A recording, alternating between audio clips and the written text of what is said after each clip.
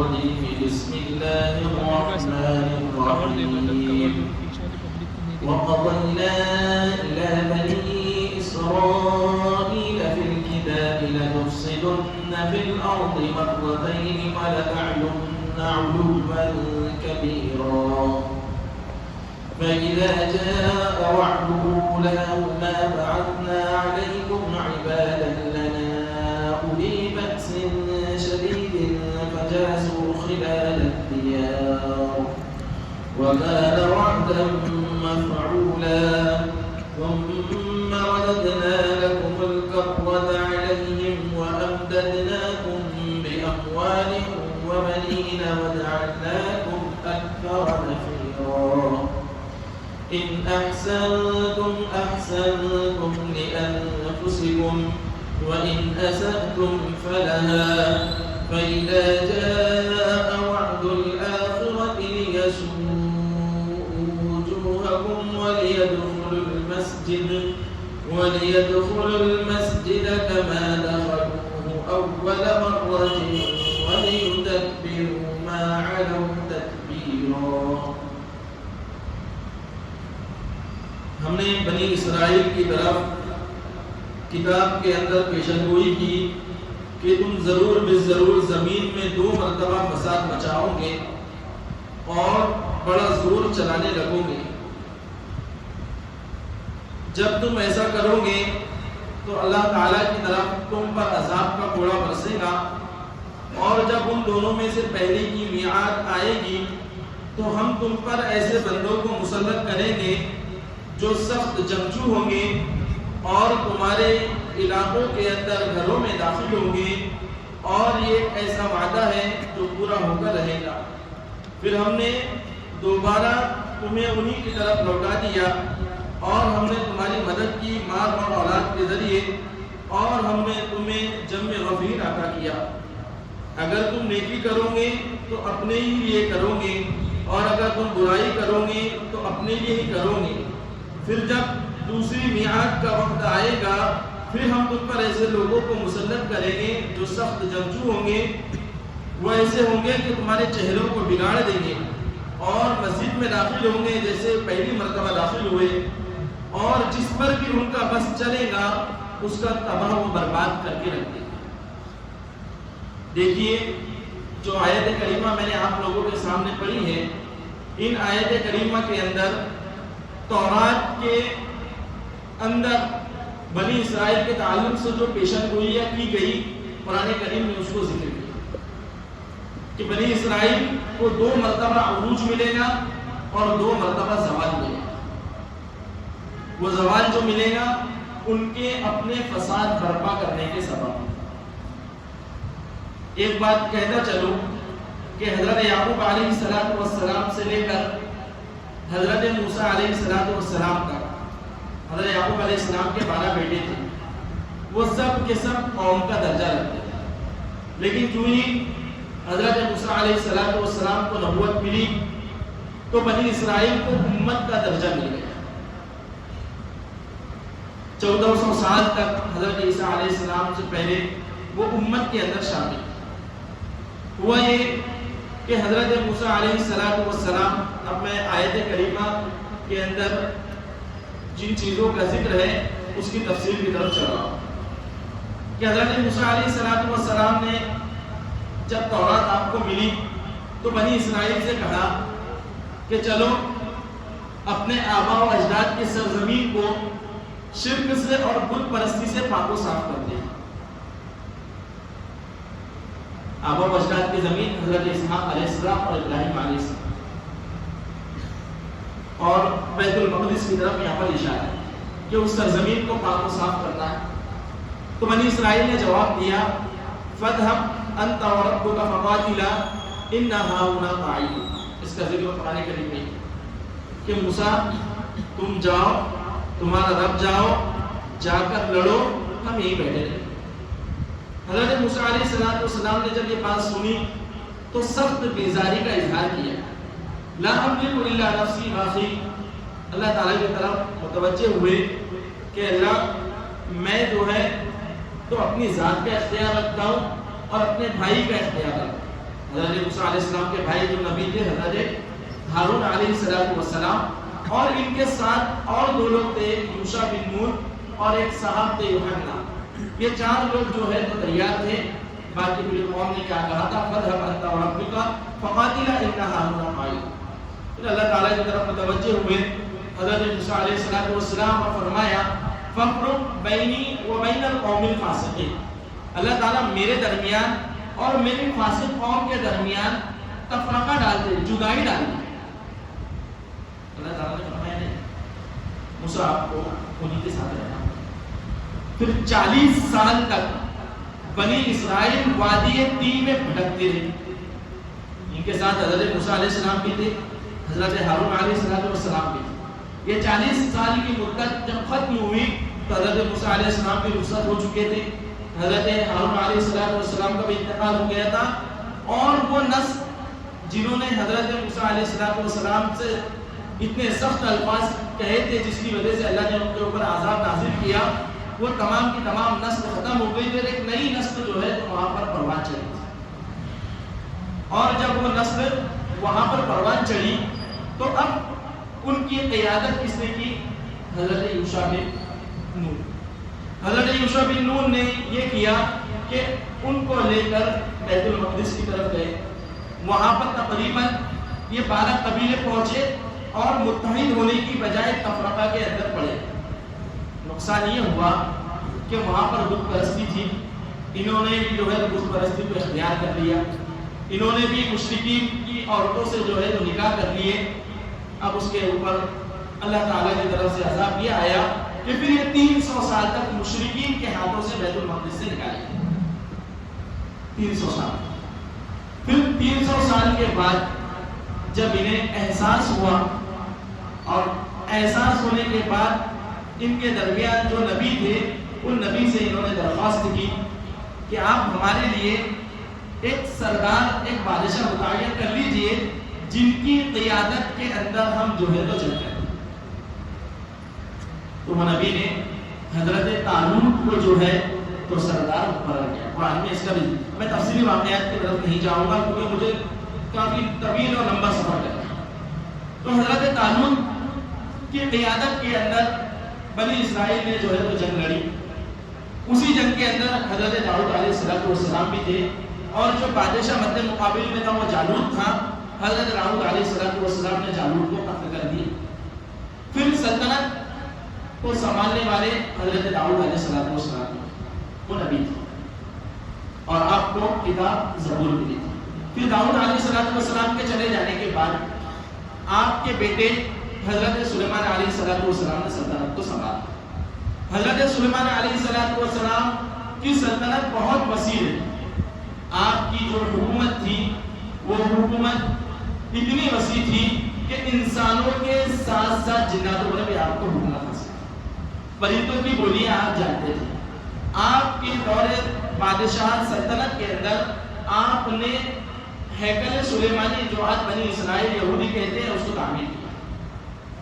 اب جب حضرت سلیمان علیہ السلام کا جو دور تھا یہ بنی اسرائیل کے عروج کا دور تھا، یہ کتنا تقریباً 100 سال ہی ان کا عروج کا دور رہا۔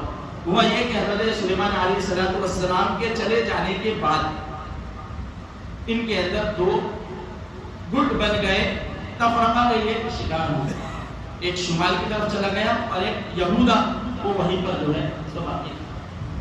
اب یہ دونوں میں سلطنت سلیمانی کو تقسیم کر دیا۔ اس کے بعد جو انبیاء علیہ السلام آتے تھے یہ کو حمل بھی کرتے تھے، اور سلطنت کو تقسیم کرنے کی وجہ سے اللہ تعالیٰ کی طرف سے ان پر عذاب کا کوڑا برسا۔ وہ جو کہا نا زمین میں تو لتفسدن فی الارض، 2 مرتبہ فساد مچاؤں گے، تو یہ پہلی مرتبہ جو ہے تو انہوں نے فساد مچایا تھا۔ شرک و بت پرستی کے یہ شکار ہوئے تھے۔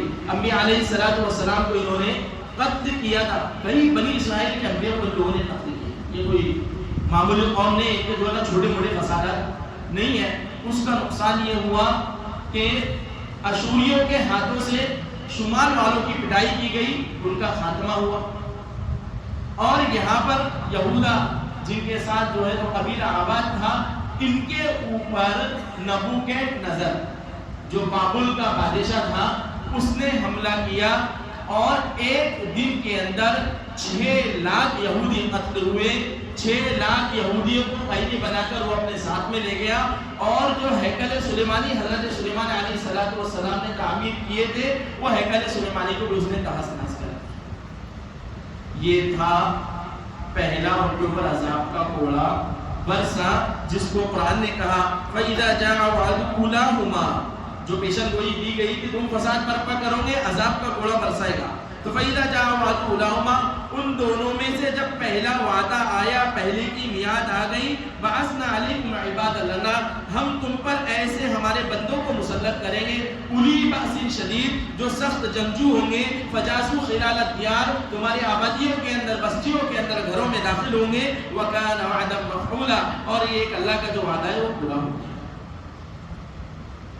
اب 150 سال کے بعد جب ہیکل سلیمانی گر گیا اور یہ تقریباً عراق کی طرف جو ہے تو ربا دبا تھی، 70 سال تک یہ عراق میں ہی بسے رہے. پھر 150 سال کے بعد دوبارہ جو ہے تو نتیجہ یہ ہوا کہ ایران کے اندر جو بادشاہ تھا اس نے بابلیوں کو، یہ نبوکڈ نظر اور اس کی جو نسل ہے اس کو ختم کیا اور بنی اسرائیل کو دوبارہ یروشلم بیت المقدس میں آباد ہونے کی اجازت دی. انہوں نے عصر نو ہیکل سلیمانی کو تعمیر کیا جس کو یہ لوگ کہتے ہیں سیکنڈ ٹیمپل. یہ دوسری مرتبہ جو ہے، ایک مرتبہ حضرت سلیمان علیہ السلام نے تعمیر کیا، دوسری مرتبہ جو ہے ایران کے بادشاہ کے طفیل، 2 مرتبہ ان کو جو ہے ہیکل سلیمانی تعمیر کرنے کی اجازت ملی. اب یہ سلسلہ چلتا رہا. ایک وقت وہ آیا کہ 1400 سال گزرے. 25 دسمبر کو حضرت عیسیٰ علیہ السلام کی ولادت ہوئی. آپ کی ولادت کے بعد یہ مسئلہ پیش آیا کہ 33 عیسوی کے اندر حضرت عیسیٰ علیہ السلام کی ولادت سے لے کر 33 سال کی عمر کے اندر یہ واقعہ پیش آیا کہ یہ یہودیوں کے جو علماء تھے وہ حضرت عیسیٰ علیہ السلام کے دشمن تھے. یاد رکھنا وہاں حضرت موسیٰ علیہ السلام اور ساتھ میں ہارون علیہ السلام تھے اور آخری میں حضرت عیسیٰ علیہ السلام اور ساتھ میں حضرت یحییٰ علیہ السلام. تو انہوں نے، ان کے علماء نے یہ کیا کہ حضرت عیسیٰ علیہ السلام کو اپنے زعم کے مطابق صلیب پر چڑھا دیا. میں الفاظ احتیاط کے ساتھ استعمال، اپنے زعم کے مطابق صلیب پر چڑھا دیا. عیسائیوں کا عقیدہ یہ ہے کہ حضرت عیسیٰ علیہ السلام کو سولی دی گئی، اس کے بعد ان کو ایک غار میں رکھا گیا تھا، پھر بعد الموت دوبارہ اللہ نے ان کو زندگی دی اور ان کو آسمان پر اٹھایا. ہمارا عقیدہ یہ ہے وما قتلوه وما صلبوه، نہ ان کو قتل کیا گیا نہ حضرت سلیمان علیہ السلام کو سولی دی گئی، بلکہ حضرت عیسیٰ علیہ السلام جو ہے تو آسمان پر زندہ اٹھائے. یہ حضرت عیسیٰ علیہ السلام کا ہمارا اور عیسائیوں کا کچھ میل کھاتا ہے کہ ہم کہتے ہیں اٹھا لیے گئے، لیکن وہ کہتے ہیں سولی دینے کے بعد، ہم کہتے ہیں بغیر سولی دیے. ان کا بھی کہنا ہے آرمڈون، جو ان کا عقیدہ ہے کہ حضرت مسیح جو ہے تو دوبارہ آنے والے ہیں. ہمارا بھی عقیدہ ہے کہ حضرت عیسیٰ علیہ السلام قرب قیامت کے وقت واپس تشریف لائے. تو بنی اسرائیل نے یہ کیا، یہودیوں نے یہ کیا کہ حضرت عیسیٰ علیہ السلام کو اپنے زعم کے مطابق جو ہے تو سولی پر چڑھا دیا. پھر اللہ تعالیٰ کا عذاب کا کوڑا برسا، لگا لیکن ضرور برسا. اسی کو قرآن نے کہا پہلی مرتبہ عذاب کا کوڑا برسا، ثم رددنا لكم الكرة عليهم وامددناكم بأموال وبنين وجعلناكم أكثر نفيرا. لیکن عذاب کا کوڑا برسنے کے بعد ایران والوں کی مدد سے ہم نے تمہیں جو ہے تو مدد دی اور مال اور اولاد کے ذریعے مدد دی اور تمہارا جم غفیر کر دیا. پھر تم جو ہے تو ٹھیک ٹھاک رہے. اس کے بعد پھر تم نے جو ہے تو نبی کو سولی پر چڑھانے کی کوشش کی تو دوسری مرتبہ آپ کے اوپر عذاب کا کوڑا برسا. وہ کب برسا؟ وہ برسا سن 70 عیسوی کے اندر حضرت عیسیٰ علیہ السلام کو سولی دیے جانے کے 37 سال بعد. 37 سال بعد جو ہے تو ان پر عذاب کا کوڑا برسا. بڑی مانا کہ رومن امپائر جس کو ٹائٹس کہا جاتا تھا اس نے ان پر حملہ کیا. اتنا شدید حملہ تھا کہ ایک دن کے اندر 1,30,000 1000 یہودی قتل کیے گئے. ہیکل سلیمانی جو انہوں نے دوبارہ تعمیر کیا تھا اس کو گرا دیا گیا. وہاں پر اعلان کر دیا گیا کہ اب بیت المقدس کے اندر یروشلم کے اندر جو ہے تو یہودیوں کو آنے کی اجازت نہیں ہوگی. اس کو وہ کہتے ہیں یہودی ڈائسپورا، ان کا دور انتشار. یہ 70 عیسوی سے لے کر 1917 تک یہ پوری دنیا کے اندر بھٹکتے رہے، جن میں سے کچھ جو ہے تو مدینہ میں پہنچے تھے اور ان کے 3 قبیلے بنے، بنو نذیر، بنو قریظہ، بنو قینقاع. میں جب اس تاریخ کی طرف آؤں گا تو اس کا تذکرہ کروں کہ انہوں نے وہاں پر بھی کیسا فساد مچایا، کیونکہ ہمارا عنوان ہے فتنوں کا تاریخی سفر بنی اسرائیل سے قیامت. اب ہوا یہ کہ ان کا مسئلہ جو ہے تو خراب ہوتا چلا گیا. اب یہ پوری دنیا کے اندر بھٹک رہے، لیکن یہودی اور عیسائی ان دونوں کی دشمنی. پھر یہودی عیسائیوں کا دشمن کون؟ رومن، جو ان دونوں کا دشمن. یہ دونوں آپس میں لڑتے ہیں اور ان دونوں پر اوپر سے رومن امپائر جو ہے ایک سلطنت ہے وہ حملہ کرتی ہے. لیکن یہاں پر ایک فتنہ برپا ہوا بنی اسرائیل کے اندر. تو حضرت عیسیٰ علیہ السلام بھی بنی اسرائیل میں آتے ہیں، لیکن حضرت موسیٰ علیہ السلام یہودیوں نے فتنے برپا کیے، عیسائیوں نے بھی فتنہ برپا کیا. عیسائیوں کا فتنہ کیا ہے کہ ایک شخص تھا جس کو فول کہا جاتا ہے، فول نام تھا اس کا. اس نے یہ کیا کہ حضرت عیسیٰ علیہ السلام کے چلے جانے کے بعد کہا کہ مجھے ایک مکاشفہ ہوا ہے. میں آسمان پر حضرت عیسیٰ علیہ السلام سے بات چیت کی، وہ آسمان پر ظاہر ہوئے اور انہوں نے مجھے کہا کہ فول تو مجھے اتنا کیوں ستاتا ہے، تو مجھے اتنی تکلیف کیوں دیتا ہے، جا میری جگہ میں جا کر نیابت کیا. اب اس فول نے آ کر اپنے مکاشفے کا ذکر کیا اور لوگ اس کی طرف متوجہ ہوئے. تو اس نے 3 فتنے برپا کیے جس کا نقصان آج تک جو ہے تو دنیا بھگت رہی. اس کے رب کے اندر جو نقصان اس نے 3 جو ہے تو فتنے برپا کیے. پہلا یہ کیا کہ اس نے تثلیث کا عقیدہ تھا. اس نے کہا کہ حضرت عیسیٰ علیہ السلام اللہ کے بیٹے ہیں. قالوا اتخذ اللہ ولدا.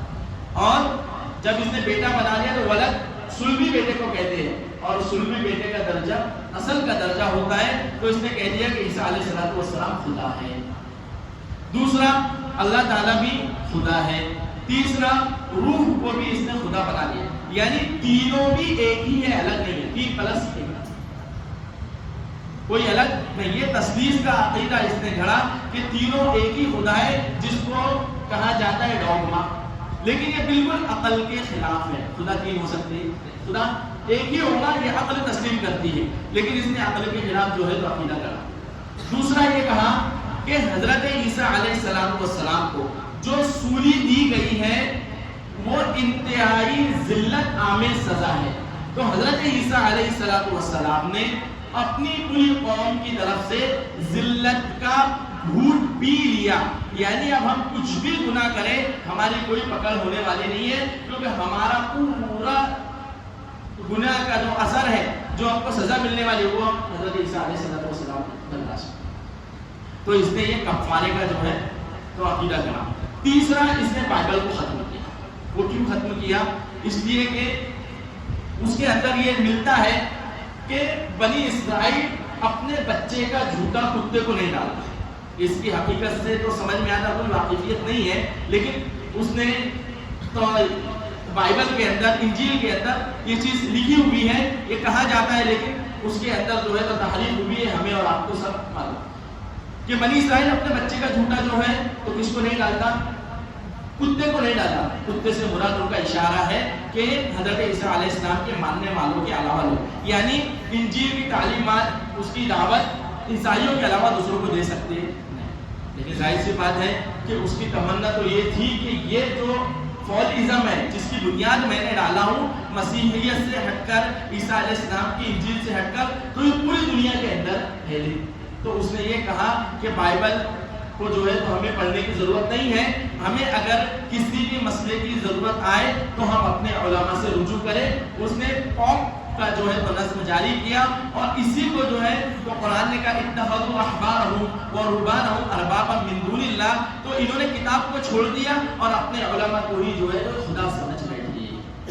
یہ اشارہ اتخذوا احبارهم ورهبانهم اربابا من دون اللہ. تو پتہ چلا کہ اس نے 3 چیزوں کو بھلا.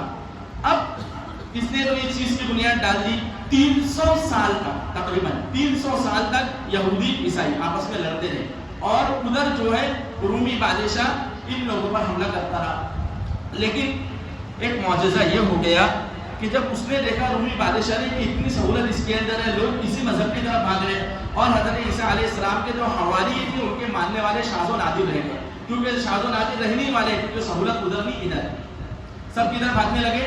فول نے جس مذہب کی ایجاد کی تمام لوگ ادھر چلنے لگے, اور معجزہ یہ ہوا کہ روم کا جو بادشاہ تھا اس نے بھی جو ہے عیسائیت قبول کر لیا. پورا رومن امپائر جو ہے تو عیسائی بن گیا. اب پوری دنیا کے اندر عیسائی کو گلوبل حاصل ہو, پوری دنیا کے سامنے وہ آئیڈیل اور نمونہ بن گیا, سب لوگ جو ہے ادھر رجوع. لیکن اس وقت ایک قوم تھی یونانی جو عقل پرست قوم تھی, وہ بالکل اس کی مخالفت کرتی کہ یہ ڈوگما کا عقیدہ عقل کے اندر آتا نہیں, ہم اس کو تسلیم نہیں کریں.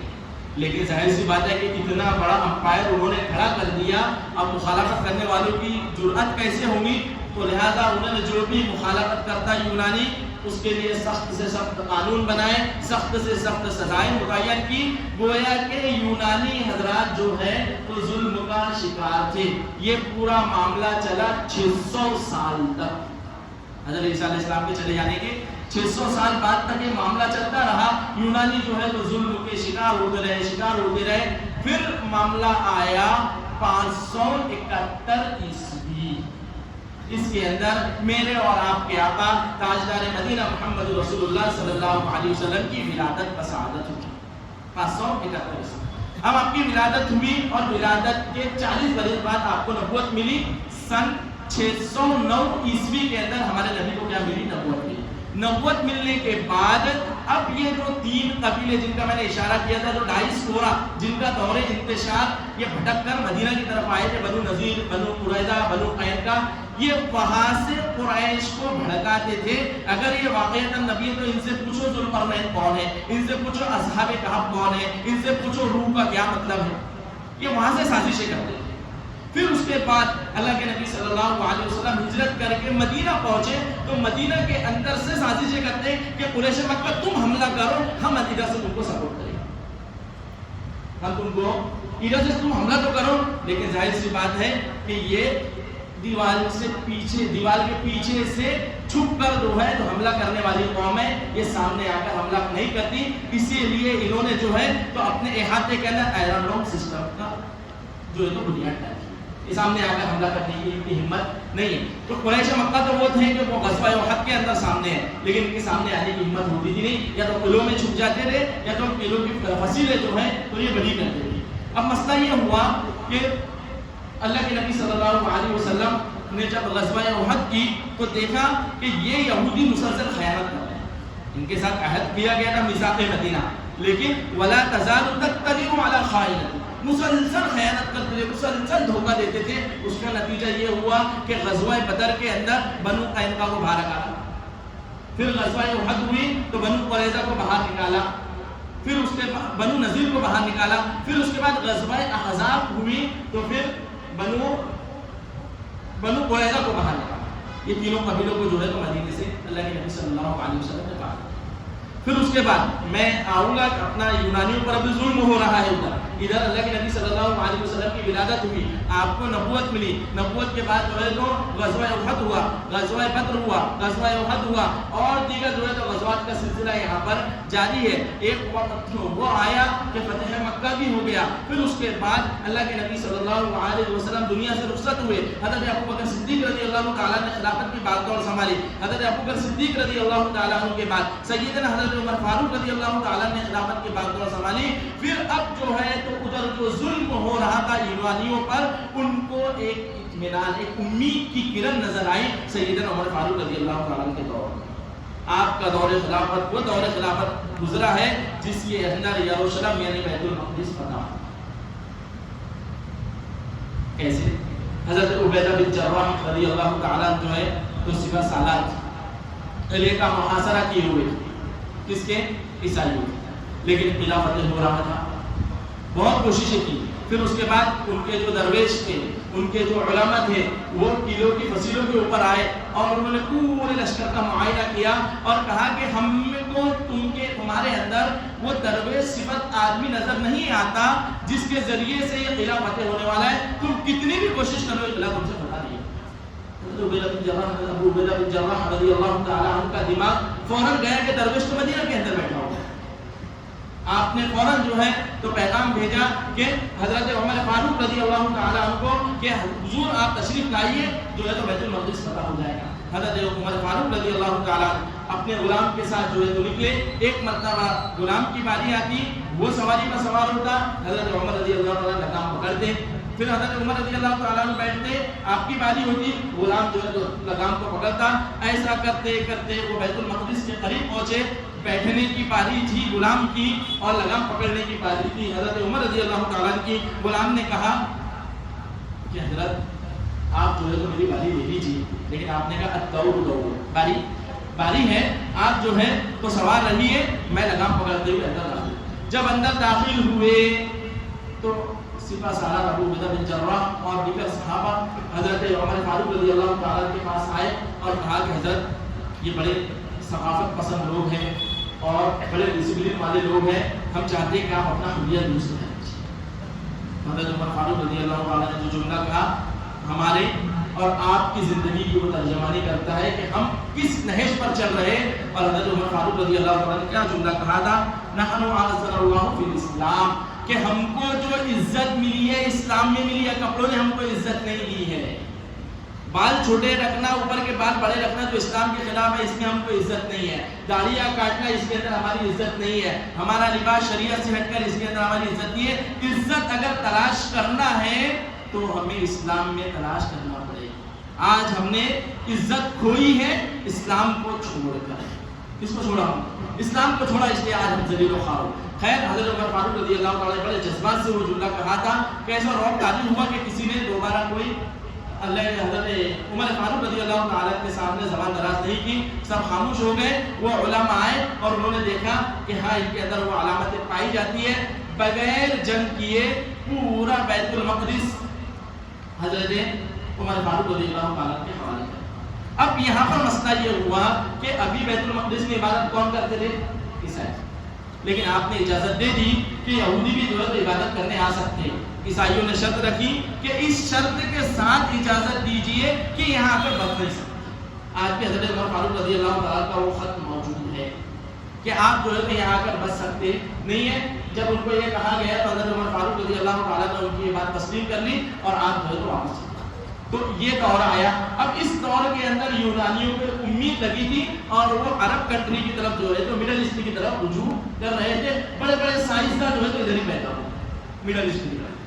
اب ادھر جو ہے بڑے بڑے سائنسداں پیدا ہو رہے ہیں. لیکن وہ دور آیا کہ حضرت عمر فاروق رضی اللہ تعالیٰ کی شہادت ہو گئی. اس کے بعد حضرت عمر فاروق رضی اللہ تعالیٰ, حضرت عثمان غنی رضی اللہ تعالیٰ کا دور آیا. وہ بھی کئی سالوں تک چلتا رہا.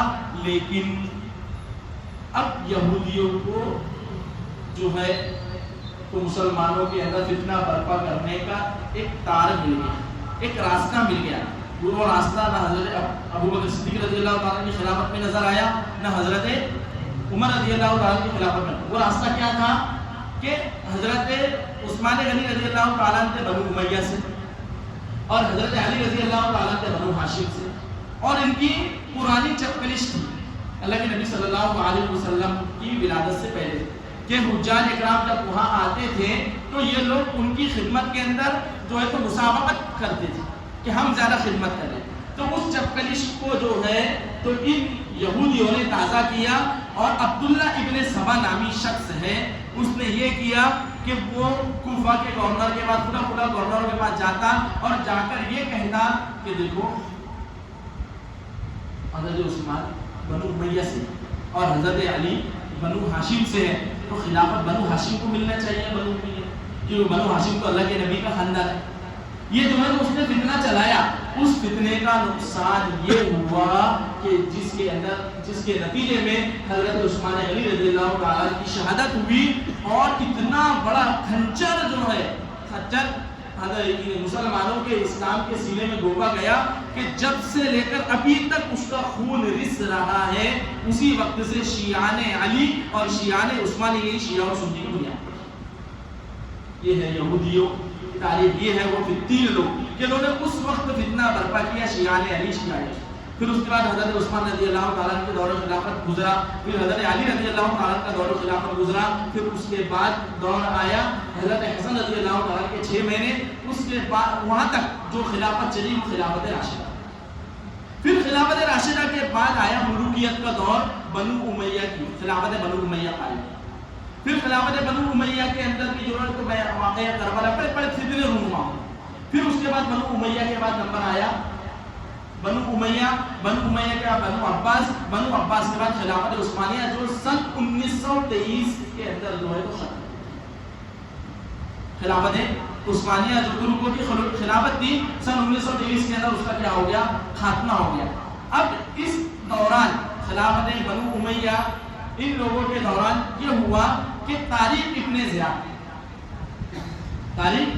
زیاد جنہوں نے حملہ کیا تھا اسپین، اور اسپین پر حملہ کرنے کے لیے بڑی دقتیں جا رہی تھی، ان کو مدد کس نے کی تھی؟ یہودی، اور یہودی جو ہے بغیر مفاد کے کسی کی مدد کرتے نہیں، ہم کو خود معلوم ہے کہ آج جو ہے تو عربوں کی مدد ہو رہی ہے لیکن مفاد کیا ہے سب کوئی بولنے کی ضرورت نہیں، وہ بغیر مفاد کے کسی کی مدد کرتے نہیں، انہوں نے طارق ابن زیاد کی مدد کی جس کی وجہ سے آپ کے دل کے اندر ان کی ہمدردی آئی، اس کا نتیجہ یہ ہوا کہ اسپین فتح ہوا، ہسپانیہ جو ہے جو فتح ہوا، ہسپانیہ کی جو یونیورسٹی تھی اس کے اندر باہر کے نوجوان عیسائی مذہب سے تعلق رکھنے والے وہ پڑھنے کے لیے آتے تھے۔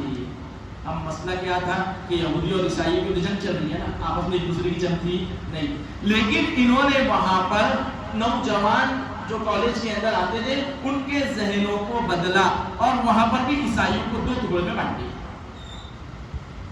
کیتھولک جو پاپائیت کا نظام چلا آ رہا تھا اور دوسرا پروٹسٹنٹ، یعنی یہ لے کر گئے کہ اولڈ ٹیسٹامنٹ وہ باتیں جو حضرت عیسیٰ علیہ السلام نے ذکر کی ہے لیکن وہ پچھلے انبیاء کی، حضرت موسیٰ علیہ السلام کی، حضرت ابراہیم علیہ السلام کی اولڈ ٹیسٹامنٹ جو تھا اس کو انہوں نے جو ہے تو عیسائیوں کے سامنے ذکر کیا، جس کے نتیجے میں اولڈ ٹیسٹامنٹ اور نیو ٹیسٹامنٹ کی بنیاد پڑی۔ نیو ٹیسٹامنٹ سے مراد ہے حضرت عیسیٰ علیہ السلام نے جو احکامات لے کر آئے تھے، آپ کی جو تعلیمات تھی، اور اولڈ ٹیسٹامنٹ کے اندر یہودیوں کی تعلیمات آتی ہے اور ابراہیم علیہ السلام اور دیگر پچھلے انبیاء گزرے، تو عیسائی کو تو لگا یہ تو ہمارے بھائی ہیں، ہم اسی کی دشمنی لے لیں، تو ان کے دلوں کے اندر اس کی ہمدردی آ گئی، جن یہودیوں کی دشمنی تھی عیسائیوں کی ان کے اندر ہمدردی آ گئی، اور ہمدردی جب آئی گئے تو اس کے اندر انہوں نے کیا کر لیے، پاپائیت کیتھولک الگ ہو گئے، اب اس کے بعد جو ہے پروٹسٹنٹ مذہب کیا ہو گیا، الگ ہو گویا کہ ان یہودیوں نے جو ہے تو فتنہ برپا کیا، یہ فتنے کا دور چلتا رہا، پھر 1923 کے اندر جب خلافت عثمانیہ ختم ہوگی تو مسلمانوں کا زوال 1923 سے شروع ہوا نہیں، مسلمانوں کا زوال جو شروع ہوا ہے وہ خلافت راشدہ کے خاتمے کے بعد، جب خلافت راشدہ کا خاتمہ ہوا تو وہیں سے ہی مسلمانوں کا کیا ہو گیا تھا، زوال شروع ہو چکا، ملوکیت کا دور، وہ پیشن گوئی کی حدیث میں آخر پہ آپ کو سناؤں گا، لیکن وہاں سے جو ہے تو زوال شروع ہو گیا تھا۔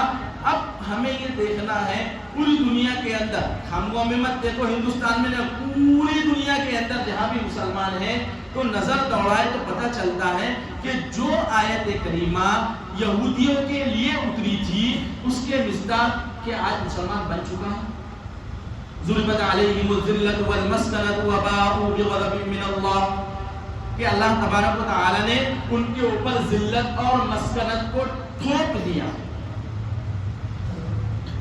تو پوری دنیا کے اندر آج مسلمان ذلیل ہیں، ذلت کا شکار ہے، غزہ پورا کا پورا تباہ ہو گیا، 56 ممالک میں سے کسی نے جو ہے تو سفارتی تعلقات بھی نہیں توڑے، نہ تجارتی تعلقات چھوڑے، کسی نے توڑا؟ تو یہ کیوں ہوا؟ اس کی وجہ کیا بنی؟ اس کی وجہ یہ بنی کہ جو کرتوت بنی اسرائیل نے کیے تھے، حدیث کے اندر موجود ہے، اللہ کے نبی نے فرمایا نبی امت کیوں کریں گی، اور وہ کرتوت ہم نے بھی کی، نبذ فریق من الذین اوتوا الکتاب، ہم نے قرآن کریم مقدس کتاب کو پسے پشت ڈال دیا، پوری دنیا کے اندر 200 کروڑ سے زیادہ مسلمان ہیں. 20 کروڑ لے لو, 20 لاکھ لے لو, 20,000 لے لو, جو 5 وقت کی نماز پڑھتے ہوں گے, اللہ کے سامنے گڑگڑاتے ہوں گے, تو کیا اللہ تعالیٰ ان تثلیث کے قائل والوں کا خدا بن گیا, یا پھر ان لوگوں کا بن گیا جو حضور علیہ السلام کو جو ہے اپنا اللہ کا بیٹا بنا بیٹھے, یا پھر یہ کہ اللہ لاچار ہے, یا پھر یہ کہ اللہ ظالم ہے؟ آپ لوگوں نے سوال کیا تو جواب ہے ایسا کچھ نہیں ہے. ان اللہ علی کل شیء قدیر, اللہ تعالیٰ ہر چیز پر قادر ہے, اللہ عادل ہے. پھر کیوں ہوا, کیوں جو ہے تم اتنے ذلیل و خوار ہو گئے؟ اپنے کرتوت کی وجہ سے. کیا کرتوت تھے؟ کرتوت یہ تھے کہ ہم نے فرض کفایہ کو چھوڑا. خلافت راشدہ کے خاتمے کے بعد پوری دنیا کے اندر کہیں اسلامی نظام قائم نہیں ہو سکا, اور یہ فرض کفایہ تھا, اور فرض کفایہ کو جب چھوڑا جاتا ہے, چند لوگ جو اس کو ادا نہ کرے تو اللہ کا عذاب پوری قوم پر مسلط ہے. اور یہ ہوا پوری دنیا کے اندر کہیں اسلامی نظام نہیں قائم. اب یہ اسلامی نظام قائم نہیں ہوا, خلافت, اس کی اصل وجہ کیا تھی؟ اس کا اصل سبب ہے ضعف ایمان, ایمان کی کمزوری. اصل میں بہت باریکیوں کی طرف آپ کو لے جانے کی کوشش کر رہا ہوں کہ جہاد مسلمان کیوں کرتا ہے. انقلاب کب پیدا ہوتا ہے؟ جب دلوں کے اندر ایمان مضبوط ہوتا ہے. ایمان کمزور کیوں ہوا؟ مسلمانوں نے جہاد تو کیا, ملک کے ملک پتا کیے, اسلامی ریاستیں بنا لی, لیکن اسلامی ریاستیں بنانے کے اندر یہ ہوا کہ اب افراد کے ایمان کا تعلق افراد سے ہے, لیکن سلطنت کو چلانے کے لیے اسلام کے قوانین کی ضرورت پڑتی ہے.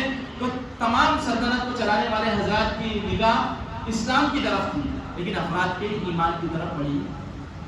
تو اس کی نقصان یہ ہوا کہ دھیرے دھیرے خلافت کا کے اندر بدل گئی, ملوکیت کے اندر, بادشاہت کے اندر بدل گئی. اور بادشاہ لوگ یہ چاہتے ہی نہیں تھے کہ مسلمان قرآن کو اٹھا کر دیکھے, سمجھے. اگر وہ قرآن کو سمجھنا شروع کر دیں گے تو قرآن ملوکیت کی, بادشاہت کی نفی کرتا ہے, اور ان کے ہاتھ ہمارے گریبان تک آ جائے. یہ تو معاملہ ہوا اربوں کا. لیکن ہمارے مشرق میں کیا ہوا؟ یاد رکھیے, حجاج ابن یوسف کے بھتیجے میں ادب لے رہا ہوں, محمد ابن قاسم الثقفی, وہ سندھ کے راستے سے ہندوستان آئے. ایسا اسلام کا ڈنکا, ایسا اسلام کا بول بالا انہوں نے ہندوستان کے اندر کیا کہ جس کی مثال آج تک ملی. لیکن ہوا یہ کہ حجاج ابن یوسف کے چلے جانے کے بعد ولید بن عبد الملک نے بادشاہت کو سنبھالا اور محمد ابن قاسم الثقفی کو معزول کر دیا, جس کا نقصان یہ ہوا کہ سپاہیوں کے اندر سے ہمتیں پست ہو گئی. ورنہ محمد ابن قاسم الثقفی اگر ہندوستان کے اندر ہی رہ کر سپہ سالار کی کمان سنبھالتے تو پورے ہندوستان کے اندر اسلام کا بول بالا. یہ بہت بڑا نقصان خلافت بنو امیہ کے اندر یہی ہے. محمد ابن قاسم الثقفی چلے گئے, جزیرہ نما عرب سے ہندوستان کے اندر اسلام تو آیا لیکن عربی نہیں آ سکی. عربی نہیں آ سکی اس لیے کہ پریشین لینگویج, فارسی زبان جو ہے اس نے اپنے آپ کو عربی میں کنورٹ کیا ہے. اس کے بعد 300 سال کے بعد خیبر وغیرہ سے اسلام آیا, لیکن عربی نہیں آئی. تو نقصان کیا ہوا کہ قرآن کو پڑھنے والے کون تھے؟ علماء. 11 صدی تک قرآن کو صرف پڑھتا کون تھا؟ علماء. عوام کیا کرتی تھی؟ عوام فقہی مسائل کی طرف متوجہ ہے, مسائل جانتی تھی, اپنی عبادتوں کے اندر. تو 11 صدیاں اس طرح بیتی ہے کہ قرآن کو سمجھ کر قرآن کے اندر کیا احکامات ہیں یہ علماء جو ہے تو اس کی طرف متوجہ رہے. 11ویں صدی کے اندر ایک مجدد پیدا ہوئے, شیخ احمد سرحدی رحمۃ اللہ علیہ, اور اسی کے اندر شیخ عبدالحق محدث دہلوی رحمۃ اللہ علیہ کی ولادت ہوئی. محدث دہلوی رحمۃ اللہ علیہ پیدا ہوئے اور انہوں نے ان کا ذہن فقہ کے ساتھ ساتھ احادیث کی طرف متوجہ کیا. پھر احادیث کی طرف جب ذہن متوجہ ہوا تو 12ویں صدی کے مجدد البسانی شاہ ولی اللہ محدث دہلوی رحمۃ اللہ علیہ نے پہلی مرتبہ قرآن کا ترجمہ لکھا. کتنی صدی میں لکھا جا رہا ہے؟ 12ویں صدی میں فارسی کے اندر قرآن کا ترجمہ ہوا. پھر حضرت شاہ ولی اللہ محدث دہلوی رحمۃ اللہ علیہ کے کفر کے فتوے لگنے لگے. افغان سے 2 لوگ آئے کہ شاہ ولی اللہ کو قتل کر دیا جائے. مسجد کے باہر انتظار میں کھڑے تھے. شاہ صاحب کا ایسا رعب تھا کہ شاہ صاحب تو گھر مسجد سے باہر نکل رہے اور یہ جو ادب کے ساتھ ان کا احترام. شاہ ولی اللہ محدث دہلوی رحمۃ اللہ علیہ ترجمہ لکھا. 13ویں صدی کے مجدد شیخ احمد بریلوی رحمۃ اللہ علیہ, 14ویں صدی کے مجدد شیخ الہند رحمۃ اللہ علیہ, علامہ تھانوی رحمۃ اللہ علیہ اور علامہ اقبال رحمۃ اللہ علیہ, بہت سارے مجددین جو ہے تو 14ویں صدی کے اندر پیدا ہوئے. 11 صدی سے پہلے مجددین کدھر تھے؟ عربوں کی طرف. لیکن اب مجددین کا سلسلہ ادھر ہو گیا. اب اس کا نتیجہ یہ ہوا کہ قرآن کا اردو میں ترجمہ, اس میں ترجمہ, اس میں ترجمہ ہونا شروع ہوا اور لوگ قرآن کی طرف جانے. اب ہم قرآن کی طرف جا رہے ہیں, ابھی یہ سلسلہ چل رہا ہے, ہم اور آپ یہاں پر بیٹھے ہیں. تو یاد رکھیے اللہ تعالیٰ نے کہا ہے خلافت دوبارہ قائم ہوں گی. اللہ کے نبی نے فرمایا یہ بات جھوٹ ہو سکنے, لیکن وہ خلافت اب عربوں کے ہاتھوں میں نہیں رہے گی. انہوں نے اس چیز کا جو ہے تو وہی حشر کیا جو بنی اسرائیل نے کیا. اللہ تعالیٰ نے عربوں میں نبی بھیجے, اللہ تعالیٰ نے عربی زبان کے اندر قرآن کو اتارا, اللہ تعالیٰ نے جو ہے تو اپنی زبان بھی عربی رکھی, ہر طرح سے ان کا اکرام کیا. لیکن آج عربوں نے کیا کیا, میرے اور آپ کے سامنے سارا نتیجہ ہے.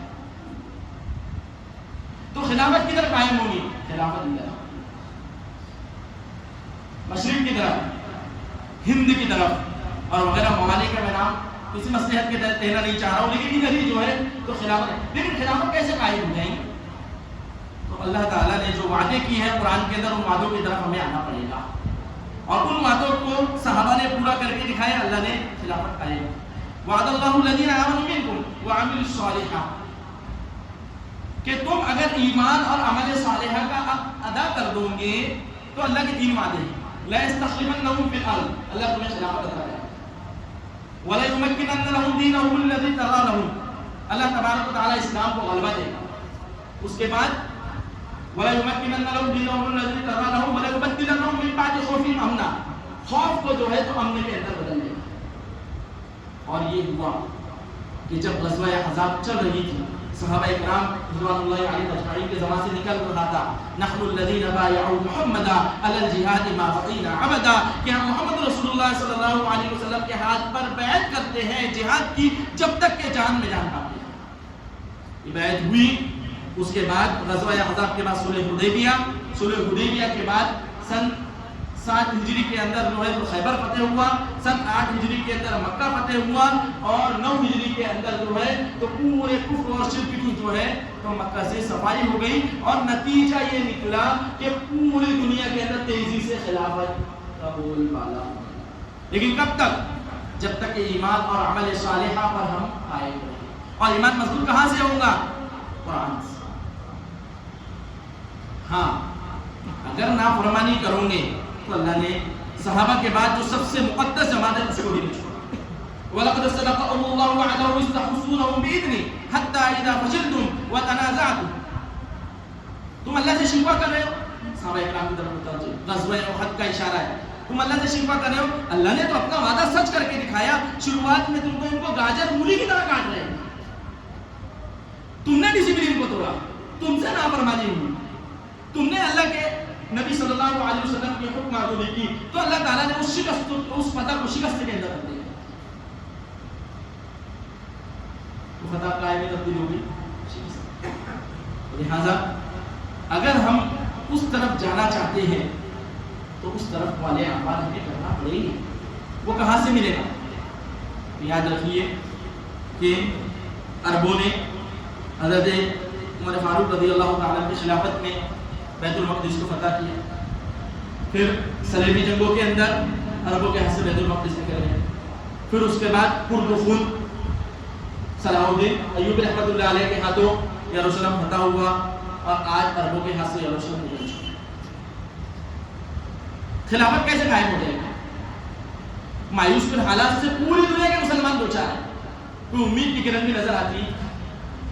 لیکن قرآن کو اگر پڑھو گے تو سمجھ آئے گا کہ امید کی کرن جہاں نہیں تھی وہاں پر نظر آئی ہے.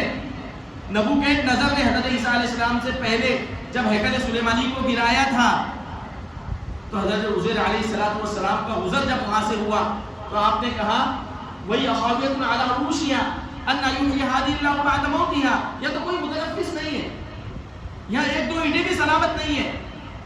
اس بستی کو اللہ تعالیٰ کیسے دوبارہ آباد کر دے گا؟ کچھ بھی نہیں ہے. لیکن دوبارہ وہ بستی آباد بھی نہ. ایسے ہی खिलाफत कैसे कायम हो जाएगी? पूरी दुनिया के अंदर अमेरिका का डंका बच रहा है, पूरी दुनिया के अंदर इजराइल का बोलबाला है, खिलाफत कैसे कायम होगी? अरबों का रिमोट कंट्रोल, 56 ममालिक का रिमोट कंट्रोल तो अमेरिका के हाथ में, खिलाफत कैसे कायम हो जाएगी? अगर अल्लाह के नबी सल्लल्लाहु अलैहि वसल्लम के वादों पर यकीन है, अहादीस पर यकीन है, तो खिलाफत कायम होगी। ईमान बिल गैब यही है, जब रास्ता नजर ना आए तब अल्लाह पर यकीन। मैं मिसालें नहीं दूंगा अभी अलैहिस्सलातु वस्सलाम, क्योंकि हमें आगे बढ़ना है। तो लिहाजा ईमान बिल गैब अगर हमारा है तो वो ईमान बिल गैब हमें यहाँ पर दिखलाना पड़ेगा। अल्लाह के नबी सल्लल्लाहु अलैहि वसल्लम की अहादीस में जो पेशेनगोइयाँ दी गई है उस पर हमें खरा उतरना पड़ेगा। नुमान इब्न बशीर रज़ी अल्लाह तआला की रिवायत है कि इस उम्मत के ऊपर 5 अदवार गुजरेंगे। कितने गुजरेंगे? 5। तकुनु नबुव्वतु फीकुम मा शाअ अल्लाहु अन तकुना थुम्मा यरफअुहा इज़ा शाअ अन यरफअहा। तकुनु नबुव्वत, तुम्हारे दरमियान नबुव्वत बाकी रहेगी जब तक अल्लाह ताला चाहेगा, फिर अल्लाह ताला जब नबुव्वत को चाहेगा उठा लेगा। यानी अल्लाह के रसूल सल्लल्लाहु अलैहि वसल्लम तुम्हारे दरमियान रहेंगे जब तक अल्लाह चाहेगा, जब चाहेगा अल्लाह के नबी सल्लल्लाहु अलैहि वसल्लम को अल्लाह तकुनु नबुव्वतु फीकुम मा शाअ अल्लाहु अन तकुना थुम्मा यरफअुहा इज़ा शाअ अन यरफअ। फिर उसके बाद दूसरा दौर आएगा, तकुनु खिलाफतुन अला मिनहाजिन नबुव्वा, फिर नबुव्वत के तर्ज पर, नबुव्वत के तरीके पर खिलाफत अला मिनहाजिन नबुव्वा कायम होंगी, जिसको खिलाफत राशिदा कहा गया। सुम्मा यरफअुहा इज़ा शाअ यरफअ, फिर जब अल्लाह ताला चाहेगा तब तक के जो है तो बाकी रहेंगी, फिर अल्लाह ताला चाहेगा उसको भी। फिर उसके बाद तीसरा दौर तुम पर आएगा, तकुनु मुल्कन आज़ा, थुम्मा तकुनु मुल्कन आज़ा, जालिम सल्तनत आएंगी जिसके अंदर इमारतें तामीर होंगी, जिसके अंदर जुल्म का सिक्का राइज होगा और जिसके अंदर मुसलमानों का कत्ल आम होगा। हज्जाज इब्न यूसुफ ने सैकड़ों को कत्ल किया, मोहम्मद इब्न कासिम अस्सक़फ़ी को माज़ूल करने के बाद उनको भी जो है तो शहीद कर दिया गया। क्यों शहीद कर दिया गया? क्योंकि मुल्कियत इस बात को गवारा नहीं करती कि पब्लिक के अंदर कोई एक आदमी मशहूर हो जाए, अगर वो मशहूर हो जाएगा तो हमारे जाने बढ़ जाएंगे। इसी खिलाफत, इसी मुल्कन आज़ा के अंदर, जालिम हुकूमत के अंदर क्या वाक़या पेश आया? वाक़या करबला पेश आया। वाक़या करबला के बाद वाक़या हर्रा पेश आया। वाक़या हर्रा क्या है? मदीने का 3 दिन तक मुहासरा किया गया, कहीं सहाबा उसके अंदर कत्ल हुए। वाक़या हर्रा के बाद मक्का के ऊपर हमला हुआ, अब्दुल्लाह इब्न ज़ुबैर रज़ियल्लाहु ताला को कत्ल कर दिया गया। ये सब कहाँ हुआ? यही है जालिम वाक़या हर्रा उसमें पेश आया, अब्दुल्लाह इब्न ज़ुबैर को कत्ल किया गया, मोहम्मद इब्न कासिम अस्सक़फ़ी को माज़ूल किया। ये सब क्या हो रहा है? यही है काटने वाली हुकूमत, यही है जालिम हुकूमत, उसका दौर भी गुजर जाए। थुम्मा यरफअुहा इज़ा शाअ अन यरफअ, जब तक अल्लाह ताला चाहेगा वो दौर रहेगा और जब अल्लाह चाहेगा वो दौर भी खत्म हो। वो तीसरा दौर भी क्या है? गुजर चुका। फिर उसके बाद चौथा दौर आएगा, थुम्मा तकूनु मुल्कन जबरिय्या, गुलामी वाली बादशाहत आएगी। आज हम जिस दौर से गुजर रहे हैं ये गुलामी वाली बादशाहत है। सब के सब किसके गुलाम बने बैठे हैं? मुझे बोलेंगे आपकी ज़बान से बोले किसका गुलाम है? अमेरिका के गुलाम बने बैठे। सुम्मा तकुन, अल्लाह के नबी का एक एक हर्फ जो है तो इस जमाने के ऊपर सादिक आ रहा है। सुम्मा तकुन मुल्कन जबरिया, एक जालिम जबरी हुकूमत, गुलामी वाली हुकूमत जो है तो कायम होंगी। सुम्मा, अब ये जो मुल्कन जबरिया है इसके अंदर ही जो है तो बड़े बड़े फितने रुनुमा होंगे, बड़ी बड़ी अलामत क़यामत जो है तो इसमें रुनुमा होंगी। इसी के अंदर अल मलहमतुल उज़्मा, ये एक अजीम जंग है जिसकी तरफ अल्लाह के नबी ने जो है तो अबू दाऊद के अंदर इशारा दिया है कि वो अजीम जंग ऐसी होंगी कि एक परिंदा जमीन के ऊपर उतरना चाहेगा लेकिन लाशों के ढेर के अलावा जमीन पर उतर ना सके। वो जंग किसके साथ होंगी उसका भी हदीस के अंदर इशारा है कि ईसाई और मुसलमान साथ में होंगे और अपने दुश्मन से लड़ेंगे। जब लड़ेंगे तो इनको फतह हासिल होंगी। फतह के नतीजे में इस जंग का क्रेडिट कौन लेने की कोशिश करेगा? ईसाई लेंगे और सलेब को बुलंद करेंगे। मुसलमान को गुस्सा आएगा, मुसलमान उस सलेब को तोड़ेगा और अब ईसाई जो है शिकनी करेंगे। फिर ईसाई और मुसलमानों के दरमियान जो है तो जंग होंगी। जंग का नतीजा ये होगा कि मुसलमानों का एक गिरोह भाग जाएगा, एक गिरोह शहीद होगा और एक गिरोह जो है तो आगे बढ़ेगा। एक वो दौर गुजरेगा। फिर उसके बाद एक दौर आएगा, इसका दौर आएगा दज्जाल। दज्जाल का दौर आएगा तो अस्फहान से 70,000 यहूदी किसकी मदद के लिए आएंगे? दज्जाल की मदद के लिए अस्फहान से 70,000 यहूदी आएंगे। फिर इधर जो है तो मिडल ईस्ट पूरा तहस नहस हो जाएगा, सब खत्म हो जाएगा। ये पेशन गोई है, इशारे हैं और ये थर्ड वार जो बोल रहे हैं ना ये लटका हुआ है इसके ऊपर। और इसकी शुरुआत भी कहां से हो चुकी है? 2 अगस्त 1990 से अल मलहमतुल उज़्मा की शुरुआत हो गई। इराक पर जो हमला हुआ वो हमला इस पेशन गोई की तरफ इशारा है। کہ حملہ ہوگا, حملے کے بعد جو ہے تو دشمن اپنی سینگیں جو ہے تو نجد میں گاڑ دے گا, جس کو آج ہم دیکھ رہے ہیں کہ ایئر بیسز جتنے اربوں کے بنے ہوئے, اربوں ممالک کے اندر امریکہ کے بنے ہوئے ہیں, یہ جو ہے تو شیطان کی سینگیں جو ہے پیشن گوئی اللہ کے نبی صلی اللہ علیہ وسلم نے دی, ہو بہو جو ہے وہ ثابت ہو رہی ہے. ہوگا یہ کہ اب امام مہدی علیہ السلام کا ظہور ہوگا. اب امام مہدی کے ساتھ کون رہے گا؟ تو ہم سوچتے ہیں مشرق والے, نہیں, اس سے پہلے موالی ان کے ساتھ رہیں گے. یہ وہ موالی وہ ہے جو حضرت عمر رضی اللہ تعالیٰ عنہ کی خلافت کے اندر ان کو جب غلام بنا کے لایا گیا تھا تو مسئلہ آیا تھا ان کو غلام بنائے اور موالی رکھ دیا جائے. موالی یعنی ان کو ان سے پیسے لے کر اپنے آپ کی جان چھڑا جائے. تو یہ موالی جو ان کو چھوڑا گیا تھا, یہی موالی جو ہے تو قیادت کے اندر شامل ہوں گے کس کے؟ حضرت امام مہدی کے. پھر حضرت امام مہدی علیہ السلام کی جب چل ہی رہی ہوگی تو اب مشرق کی طرف سے یخرج الناس من المشرق یودعون للمہدی. امام مہدی کون ہے؟ میں ان کا نقشہ اس لیے بتا دینا چاہ رہا ہوں کہ آج کے لچھے لفنگے شکیل بن حنیف وغیرہ وغیرہ اپنے آپ کو مہدیت کر رہا ہوں.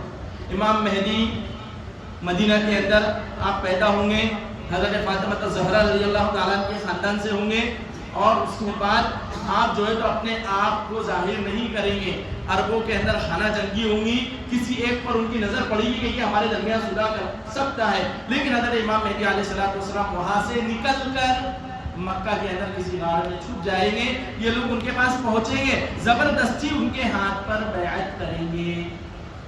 پھر حضرت امام مہدی کھڑے ہوں گے, اور اس کے بعد نتیجہ یہ ہوگا کہ ایک رات کے اندر اللہ تعالیٰ ان کی مکمل اصلاح کروا دے. اس کی حضرت امام مہدی.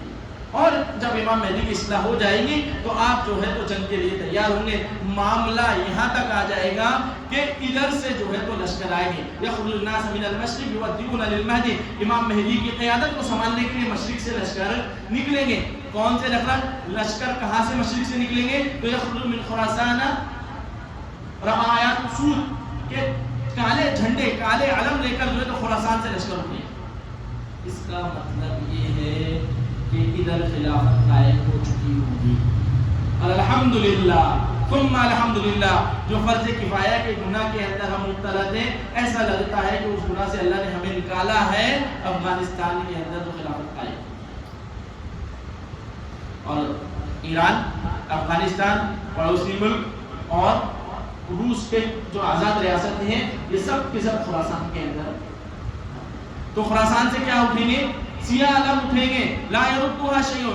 کوئی بھی طاقت ان کو روک نہیں سکیں گے. حتی تنصب بإیلیہ, یہاں تک کہ وہ سیاہ علم لے کر یروشلم میں نصب.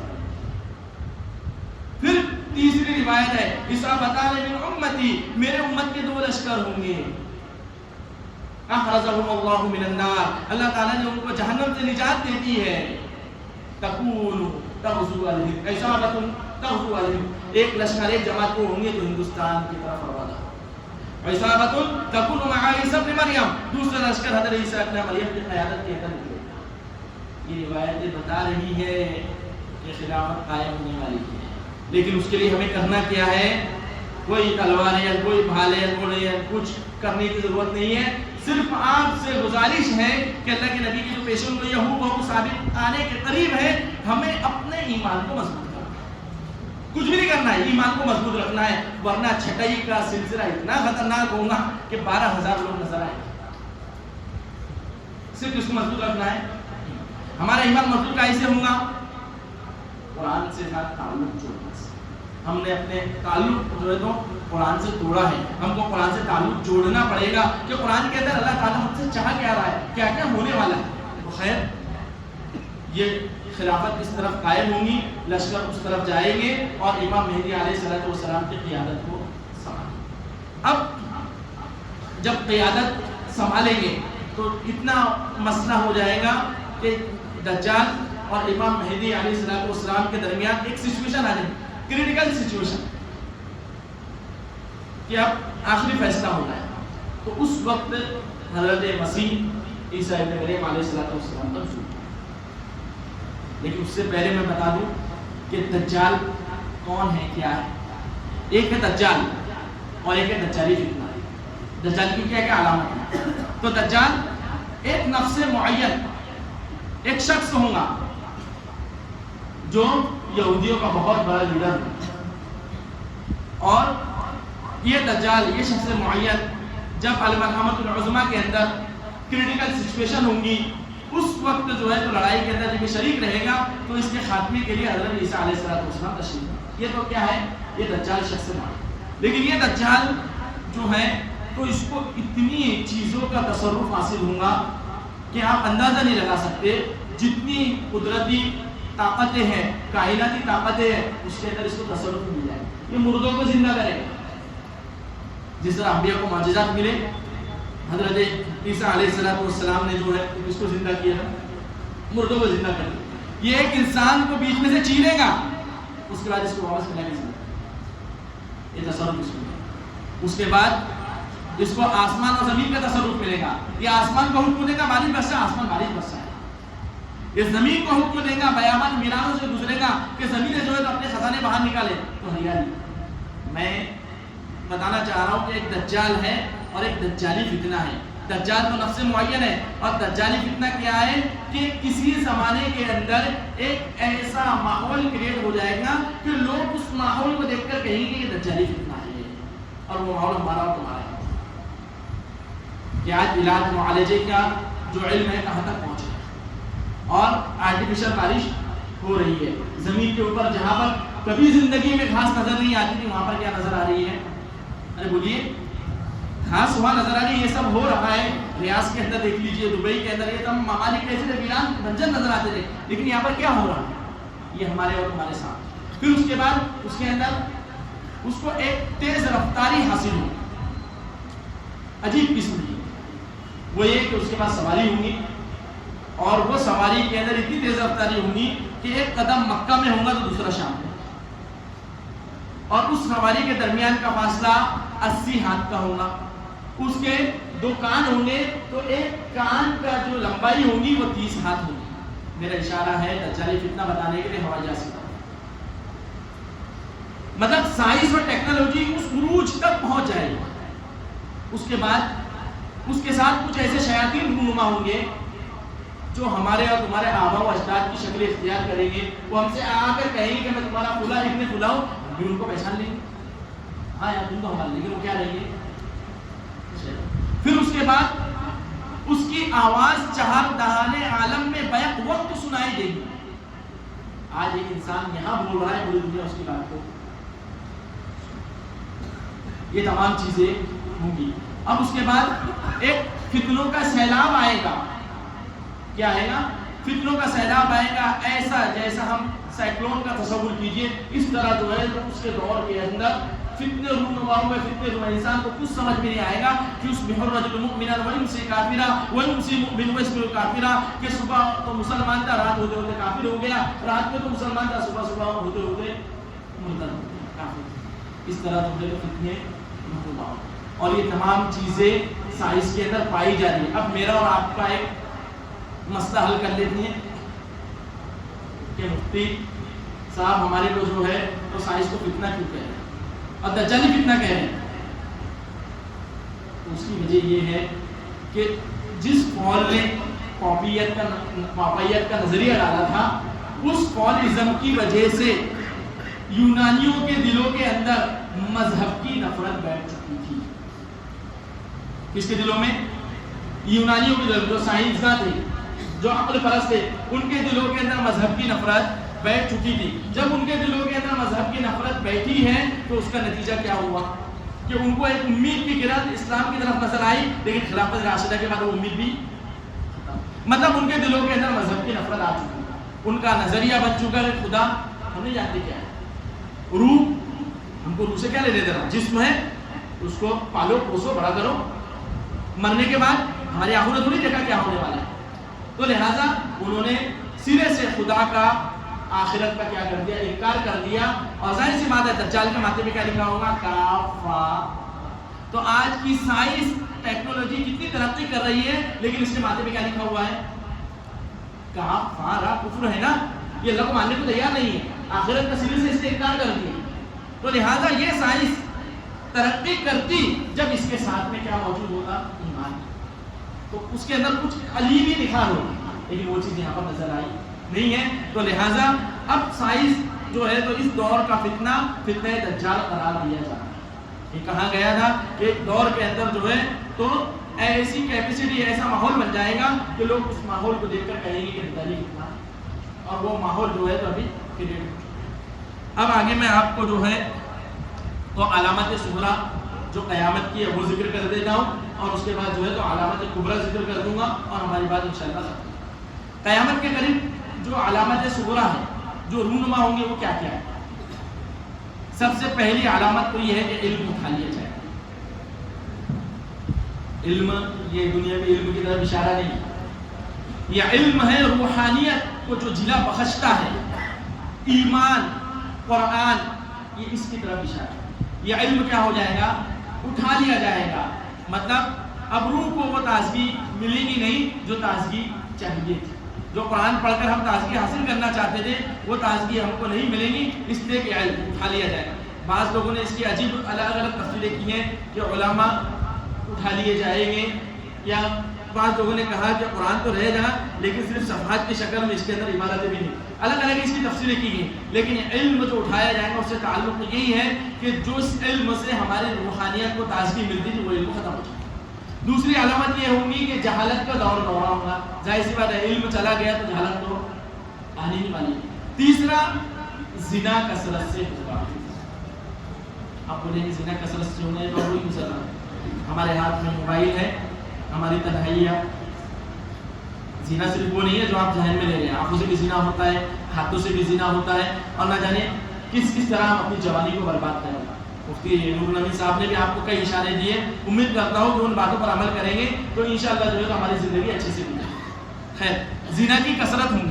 چوتھی علامت یہ ہے کہ شراب پی جائے گی کثرت کے ساتھ، اور آج وہی دور کہ نوجوان، بوڑھے، بچے یہ تو مبتلا ہے ہی، لیکن ہم نے دیکھا ہے کہ جن کی داڑیاں سفید ہو گئی ہیں وہ بھی جو ہے ان دکانوں کی طرف انتظار کر رہی ہے۔ تو قیامت کی علامت بھی جو ہے تو ہم آنکھوں سے دیکھیں۔ پانچویں علامت یہ ہوگی کہ عورتوں کی کثرت ہو جائے گی۔ ایک مرد 50 عورتوں کا خیر خواہ ہوگا، اور اس دور کے اندر بھی ہم جو ہے تو دھیرے دھیرے دھیرے اسی طرح۔ پھر اس کے بعد امانت ضائع ہو جائے گی۔ الگ الگ روایتوں کی الگ الگ باتیں میں ذکر کر رہا ہوں، سب بخاری، مسلم اور ترمذی کے اندر یہ روایت ہے، تو لہذا امانت ضائع ہو جائے گی۔ امانت ضائع ہونے کا مطلب کیا ہے؟ مطلب یہی ہے کہ بینکوں کا جو نظام ہے یہ عوام کا پیسہ بینک میں جمع ہے بطور امانت، لیکن جو کیشیئر ہے، جو بینک کا مالک ہے، وہ جعلی ڈاکومنٹ ہاتھ میں لیتا ہے، بولتا ہے 1 کروڑ دوں گا، 10 میرے کو دے دینا، 90 تو لے کر چلے جا، اور اس کے بعد میں 90 کروڑ کی بات کروں گی، وہ دور کے اندر ہم چاہیے 90 لاکھ تو نہیں بول سکتے، تو 10 کروڑ خود رکھے گا، 90 کروڑ تو لے کر جا، تیرے کاغذات ٹھیک ہے میں جمع کر لیتا، اب اس کے بعد جو ہے تو وہ ملک کو چھوڑ کر بھاگ رہا ہے اور لوگوں کے پیسے کھائے۔ یہ ہے امانت ضائع، اور اس کا ذمہ دار کون ہے؟ بینک کا۔ تو امانت کیا ہو جائے گی؟ ضائع ہو جائے گی۔ اس کے بعد آئے گا کہ حکومت نااہلوں کے ہاتھ میں دی جائے گی، چاہے امریکہ کا ہو وہ سنبھالنے والا یا پھر ہمارے ملک، تو حکومت کس کو ملے گی؟ نااہلوں کو۔ یہ علامت بھی کیا ہو گیا؟ الحمدللہ ہم دیکھ رہے ہیں رونما ہو رہی ہے۔ اس کے بعد مسئلہ آئے گا کہ مال اتنی کثرت سے ہوگا، اتنی کثرت سے مال لوگوں کے پاس آئے گا کہ زکوٰۃ کا لینے والا کوئی نہیں ہوگا۔ یہ چیزیں بھی جو ہے دبئی کے اندر، یو اے ای کے اندر، سعودی عرب کے اندر یہ چیزیں رونما ہو چکی ہیں۔ 9واں ہے ان تلد الامۃ ربتها، باندھی اپنے آقا کو جنم۔ کیا مطلب ہے اس کا؟ اولاد نافرمان، باپ کی ہمت نہیں ہے کہ بیٹا 12 بجے گھر کو آ رہا ہے اتنا لیٹ ہوا ہے، اور بڑی بڑی سٹیوں کے اندر تو بیٹیوں کو بولنے کی ہمت نہیں۔ ان تلد الامۃ ربتها، اولاد نافرمان ہو جائے۔ انہوں نے یعقوب صاحب آئے تھے اس دن انہوں نے اشارہ دے دیا کہ کتنی نالائق اور نافرمان اولاد ہو گئی ہے کہ گھر کے اندر بہویں بھی ہیں، بیٹے بھی ہیں، ماں بھی ہے، لیکن اس ماں کو پانی پلانے والا، تو مطلب کیا ہے؟ تلد الامۃ ربتها، جو ہے تو اولاد کیا ہوگی؟ 10ویں علامت یہ ہے کہ بھیڑ بکریوں کے چرواہے عمارتیں بنانے کے اندر ایک دوسرے سے سبقت کریں گے. سعودی عرب اور سیدھا دبئی کی مثال ہمارے سامنے موجود ہے. دبئی نے یہ عمارت بنایا تو سعودی عرب والے کہنے میں اس سے ڈینجر عمارت بنا. یہ بھی علامت قیامت کیا ہو چکی ہے. تو پتہ چلا کہ جتنی چھوٹی علامتیں ہیں جو احادیث صحیحہ کے اندر ذکر کی گئی وہ تمام کی تمام. اب مسئلہ آیا ہے علامت کبریٰ. کس کا؟ علامت کبریٰ. بڑی بڑی علامتیں. اور یہ جو علامتیں ہوں گی یہ خرق عادت یعنی عادت کے عین موافق نہیں ہوں گی. جیسے ہم روز مرہ کی زندگی میں کچھ چیزیں دیکھتے ہیں ویسی نہیں ہوں گی. یہ خرق عادت ہوں گی. ہمارے سمجھ میں نہیں کیسے ہو گئے. نمبر ایک دھواں ہوگا جو اپنے اندر پوری دنیا کو سمیٹ لے گا, پوری دنیا کو لپیٹ دے گا. وہ دھواں ایسا دھواں نکلے گا. دوسرا دھابۃ الارض کہا جاتا ہے. کوہ صفا کھڑیں گے, وہاں سے ایک جانور باہر نکلے گا, لوگوں سے باتیں کرے گا. جانور باتیں کرتا ہے لیکن یہ بھی خرق عادت ہوگا کہ ایک جانور نکلے گا اور وہ لوگوں سے کیا کرے گا؟ باتیں. پھر تیسرا مسئلہ آئے گا دجال. دجال کا ظہور ہوگا. پھر دجال کے بعد علامت ایک اور ہے کہ حضرت عیسیٰ علیہ السلام کا نزول ہوگا. کہاں سے نزول ہوگا؟ آسمان سے.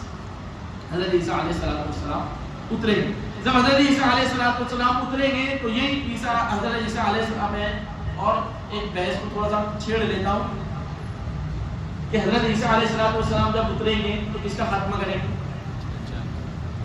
دجال تو ختم ہو گئے. پھر دجال کے بعد کیا؟ پھر دجال کے بعد ایک اور علامت قیامت ہوگی, وہ ہوگا یاجوج ماجوج کا خروج. یہ یاجوج ماجوج جو ہے, ہاں اور ایک بات کہہ دوں کہ حضرت عیسیٰ علیہ السلام جب دجال کا خاتمہ کر دیں گے تو خاتمہ کرنے کے بعد کس کو ختم کر دیا؟ پوری یہودیت ختم. بچے کون؟ عیسائی. اب عیسائی بچے تو عیسائی بھی جو ہے وہ مذہب اسلام کو قبول کر لیں گے. کیوں؟ کیونکہ اور دوسرا یہ کہ وہ سور کے بارے میں حضرت عیسیٰ علیہ السلام نے کہا میں نے آپ کو کب اس کی اجازت دی اور میں نے آپ کو کب کہا تھا کہ مجھے تم اللہ کا بیٹا بنا. پھر وہ جو ہے تو عیسائیت کو چھوڑ کر اسلام کی طرف آ جائیں گے. پوری دنیا کی 2/3 حکومت اسلام کے شکنجے میں. پھر دجال کا خروج ہوگا. یہ یاجوج ماجوج کا خروج ہوگا. یہ یاجوج ماجوج جب نکلیں گے تو لوگوں کا اشارہ ہے کہ 2 ملک کی طرف اس کا اشارہ جاتا ہے. یہ 2 ملک بچیں گے, ایک رشیا دوسرا چائنا. اور چائنا والوں کے کھانے پینے رہن سہن سے پتہ چلتا ہے کہ یاجوج ماجوج ادھر کی قوم. تو یہ ادھر سے یاجوج ماجوج کا ظہور ہوگا. لیکن یاجوج ماجوج اتنے ڈینجر رہیں گے, اتنے خوکار رہیں گے کہ ان کو ختم کرنے والا حضرت عیسیٰ علیہ السلام پوری امت کو لے کر آپ کو اجازت ہوگی, حکم دیا جائے گا کہ آپ پہاڑی پر جو ہے تو قوم کو لے کر چلے جائیں. اب مسئلہ یہ آئے گا کہ یاجوج ماجوج کا جو خروج ہوگا تو یہ اتنی تباہی مچائیں گے کہ ایک دریا میں سے گزریں گے, وہ دریا کا پورا پانی اس طرح پی لیں گے کہ پیچھے سے آنے والی قوم کو ایسے محسوس ہوگا یہاں پہ کبھی کوئی دریا تھا ہی نہیں. تو یہ بے پناہ تباہی مچائے گا. ظلم کریں گے کیونکہ تو ظلم بادشاہ نے قید ہی اس نے کیا تھا دیوار کے پیچھے کے ان کے ظلم سے دوسرے لوگ پریشان. یہ اپنی نجی زندگی انسانی اصول کے بالکل خلاف گزارتے تھے. تو اس کا نتیجہ یہ ہوگا کہ یہ ظلم کریں گے, ڈکیت کریں گے, لوٹ مار کریں گے, ایک دم تباہی مچائیں گے. پھر اب حضرت عیسیٰ علیہ السلام کو ان کا خاتمہ نہیں کریں گے بلکہ آسمان سے اللہ تعالیٰ ان کے اوپر ایک بیماری کو ڈالے گا. اس بیماری کے نتیجے میں یہ یاجوج ماجوج جو قوم ہے وہ ختم ہو جائے گی. جب یہ قوم ختم ہو جائے گی تو ظاہر سی بات یہ ہے کہ اتنی خطرناک خوکار قوم اور جب مرے گی تو ان کی مرنے کی بدبو پھیلے گی. حضرت عیسیٰ علیہ السلام اللہ سے دعا کریں گے, آسمان سے جو ہے تو بارش ہوگی, آسمان سے پرندے اتریں گے اور وہ پرندے بڑی بڑی گردنوں والے ہوں گے اور وہ گردنوں والے پرندے جو ہے تو ان کو یاجوج ماجوج قوم کو کھا کر ختم کر دیں گے. پھر اللہ تعالیٰ سے دعا کرنے کے بعد حضرت عیسیٰ علیہ السلام دعا کریں گے, آسمان سے بارش اترے گی اور پورا علاقہ جو ہے, پوری دنیا جو ہے یاجوج ماجوج سے کیا ہو جائے گی؟ پاک. جب پوری صفائی ہو گئی تو پوری دنیا کے اندر کس کا بول بالا ہو گیا؟ اسلام کا. آئیے نبی کی 5ویں ادوار کی طرف. ثم تكون على خلافت منہاج النبوہ، کہ جب خلافت جب نبوت تھی، نبوت کے بعد خلافت اعلیٰ منہاج النبوہ رہی، پھر اس کے بعد جو ہے تو ظالم بادشاہ ہے، پھر اس کے بعد غلامی والے بادشاہ ہیں، پھر غلامی والے بادشاہ ختم ہو جائیں گے حضرت عیسیٰ علیہ السلام کے ہاتھوں جو ہے تو پوری دنیا کے اندر خلافت اعلیٰ منہاج النبوہ ہو بہو اسی طرز پر جس طرز پر نبی نے امت کو چھوڑ کر گئے تھے دوبارہ خلافت پوری دنیا کے اندر قائم ہوں گی۔ 35 سال کی عمر، وہ کہا گیا نا یکلم الناس فی المہدی وکہلا، حضرت عیسیٰ علیہ السلام گہوارے میں بھی بات کریں گے اور کہلت کون سی عمر کو کہا جاتا ہے؟ یہ کہولت کی عمر بڑھاپے کی عمر ہوتی ہے۔ حضرت عیسیٰ علیہ السلام تو 33 سال کی عمر کے اندر ہی جو دنیا سے جا چکے ہیں، تو یہ آیت بھی جو اشارہ کرتی ہے کہ حضرت عیسیٰ علیہ السلام کی کہولت والی عمر باقی اب آنے والے ہیں۔ اور جو شخص حضرت عیسیٰ علیہ السلام کے نزول کا انکار کرتا ہے اس کو اس آیت کریمہ کے تحت کفر کا حکم بھی ہے، اور نہیں کم سے کم تو وہ منکر حدیث کے اندر بھی کیا ہو جائے گا، کیونکہ احادیث صحیحہ سے ثابت ہے کہ حضرت عیسیٰ علیہ السلام کا ظہور ہونے والا ہے۔ تو پھر حضرت عیسیٰ علیہ السلام کی 45 سال کی عمر ہوگی، اور 45 سال کی عمر کے اندر حضرت عیسیٰ علیہ السلام کی وفات ہو جائے گی۔ اللہ کے نبی صلی اللہ علیہ وسلم کے پہلو میں حضرت عیسیٰ علیہ السلام کی تدفین ہے۔ خیر، پوری آیت کریمہ آپ کے سامنے بنی اسرائیل میں کیا کیا فتنے ہوئے، اور اب مسئلہ تھا کہ عیسائیوں نے بھی تو فتنہ برپا کیا، قالوا اتخذ اللہ ولدا، انہوں نے بھی تو اللہ کا بیٹا بنایا، ان کو کیا سزا دی؟ بنی اسرائیل کو سزا مل گئی، ہم کو سزا مل رہی ہے، عیسائیوں کو کیا سزا ملی؟ انہوں نے بھی تو اللہ کا بیٹا بنا لیا نا حضرت عیسیٰ علیہ السلام۔ تو مولانا مناظر حسن گیلانی رحمۃ اللہ علیہ نے سورہ کہف کے اندر جو آیا ہے الحمدللہ الذی انزل علی عبدہ الکتاب ولم یجعل له عوجا قیما لینذر بأسا شدیدا، تو یہ بأسا شدیدا کی تفسیر میں مناظر حسن گیلانی رحمۃ اللہ علیہ نے لکھا ہے کہ اللہ تعالیٰ ان پر بھی عذاب کا کوڑا برسائے گا کہ عیسائی اور دوسرا عیسائی ان کی آپس میں بھی جنگ ہوں گی، اور وہ اتنی خطرناک جنگ ہوں گی، اتنی خطرناک جنگ ہوں گی کہ وہی معاملہ جو معاملہ الملحمۃ العظمیٰ میں پیش آنے والا ہے وہ معاملہ عیسائیوں کے آپس کی جنگ میں بھی پیش آئے گا، کہ اتنا قتل و غارت کی ہوگی کہ آسمان سے کوئی پرندہ زمین پر پیر رکھنا چاہے گا لیکن اس کو پیر رکھنے کی جگہ ملے گی۔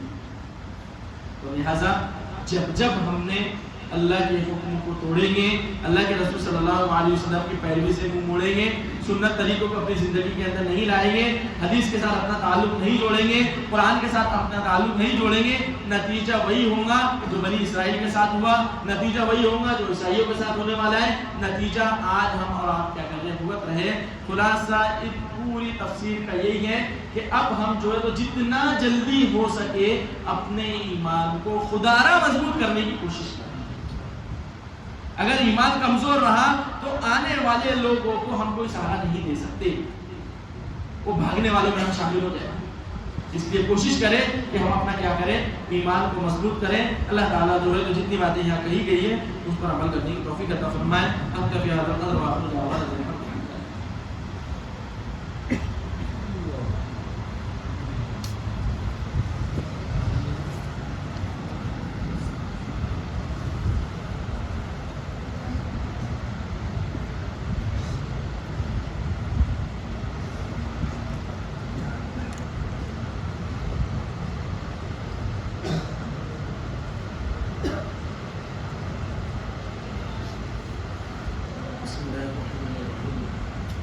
اللهم صل على محمد النبي الكريم وعلى اله وصحبه وسلم. ربنا ظلمنا انفسنا وان لم تغفر لنا وترحمنا لنكونن من الخاسرين.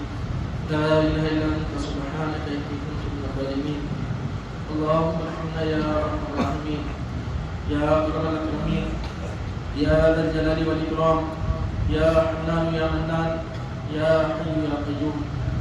کرے اللہ کرے آقا کرے مولا ہمارے گناہوں کو معاف فرما، کرے اللہ ہمارے گناہوں کو معاف فرما، کرے اللہ رات کے اندھیرے میں دن کے اجالے میں جانے سے انجانے سے جو لغزشیں ہو گئی، خطا ہو گئی، صغیرہ ہو گئی، گناہ ہو گئی، معاف فرما۔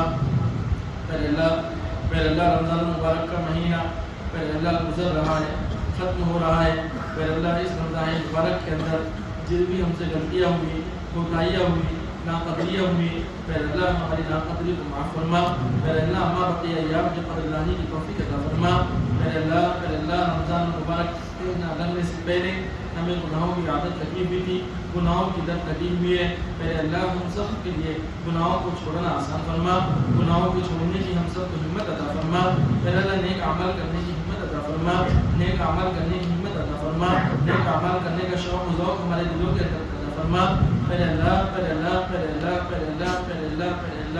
ہم گناہگار ہیں ہم خطاکار ہیں ہم سیاکار ہیں ہم بدکار ہیں پھر اللہ ہم عاجز مسکین بندے ہیں پھر اللہ ہم عاجز مسکین بندے ہیں پھر اللہ ہم چھوٹے ہیں ہم حقیر ہیں ہم ذلیل ہیں پھر اللہ ہم رسوا ہے پھر اللہ ہم گرے پڑے ہیں پھر اللہ ہم جہنم سے بھی بدتر زندگی گزار رہے ہیں پھر اللہ لیکن آپ نے ہمارے ساتھ فضل کیا ہمارے ساتھ احسان کا معاملہ کیا پھر اللہ آپ نے ہمیں رمضان المبارک عطا کیا پھر اللہ آپ نے ہمیں رمضان المبارک عطا کیا پھر اللہ رمضان المبارک کے ساتھ ساتھ پھر اللہ آپ نے آخری عشرہ عطا کیا آخری عشرے کی طاقتیں عطا کی پھر اللہ آپ کو حق تھا پھر اللہ آپ کو حق تھا جو چاہتے کرتے پھر اللہ آپ کو حق تھا آپ جو چاہتے کرتے لیکن پھر اللہ آپ نے ایسا کچھ نہیں کیا پھر اللہ اگر آپ چاہتے کہ میرا بندہ مسجد میں نہ آئے میرے در پر نہ آئے میرے گھر پر نہ آئے تو پھر اللہ آپ بیمار کرتے تھے لیکن آپ نے ایسا کچھ نہیں کیا